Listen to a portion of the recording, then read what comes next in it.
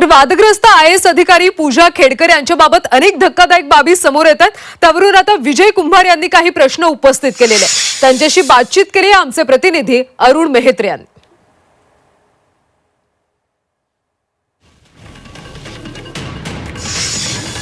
पुन्हा एकदा विजय कुंभार सर आपल्या सोबत आहेत। सर, आपण बघतो की डॉक्टर पूजा खेडकर यांचे नवनवीन कारनामे किंवा प्रताप समोर येत आहेत आणि ज्यातून त्यांच्या अडचणी वाढत आहेत, त्याचबरोबरीनं एकूण त्या सिस्टीम समोरच्या त्यातल्या पारदर्शकतेसमोर प्रश्न उपस्थित होत आहेत। नवीन विषय म्हणजे आत्ता जे काही मॉक इंटरव्ह्यूज अर्थात ते मॉक आहेत, पण उत्तरं तर द्यावी लागतात आणि ती त्यांनी खरी दिली असावी असं गृहीत जर धरलं तर दोन तीन इंटरव्ह्यू सध्या व्हायरल झालेले आहेत। त्यात त्यांनी दिलेली उत्तरं तुम्ही ती बघितली असेल कदाचित, तर त्याच्याहूनही काही प्रश्न किंवा काही शंका उपस्थित होत आहेत। तर काय साधारणपणे दृष्टिकोनातून त्याकडे पाहता येईल?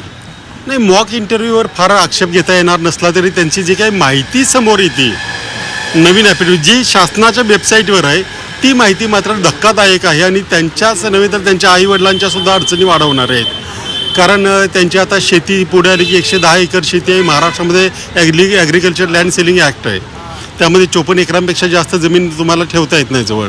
त्यांच्याकडे 110 एकर आहे, 7 फ्लॅट्स आहेत, त्याच्यातला एक हिरानंदानेमध्ये ज्याला पॉश म्हटलं जातं, 6 शॉप्स आहेत ज्याचा क्षेत्रफळ 1,60,000 स्क्वेअर फूट आहे, 4 गाड्या आहेत, डायमंड्स आहेत, 17 लाखाचं घड्याळ आहे। असण्याबद्दल काहीही आक्षेप नाही, परंतु तुम्ही जे काही म्हणालात की आम्ही नॉन क्रिमिनलमध्ये आहोत ते मग खोटं आहे।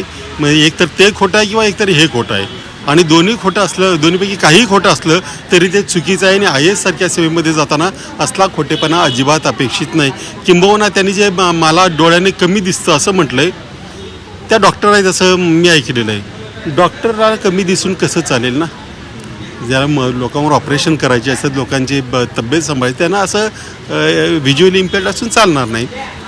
त्याचप्रमाणे त्यांनी जे क्रिमिनल सर्टिफिकेट दिले नॉन क्रिमिनल, त्याच्यावर आता शंका आहेत। त्याच्यामुळं याचा खुलासा सरकारने केला पाहिजे, हे आम्ही प्रश्न विचारणार नाही। ही सगळी शासनाच्या वेबसाईटवरची माहिती आहे, ह्या आम्ही कुठून आणलेली नाही किंवा शंका व्यक्त करत नाही, ही माहिती आहे, याचं काय एवढंच आम्ही विचारतो। धन्यवाद सर ही 24 ताशी बोलल्याबद्दल। तर प्रश्न अनेक उपस्थित होत आहेत जे अतिशय गंभीर आहेत आणि त्यामुळेच आज राज्य सरकार असू देत किंवा PMO त्यांनी या विषयाची दखल घेतली आहे, ही बाब निश्चितपणे महत्त्वाची आहे।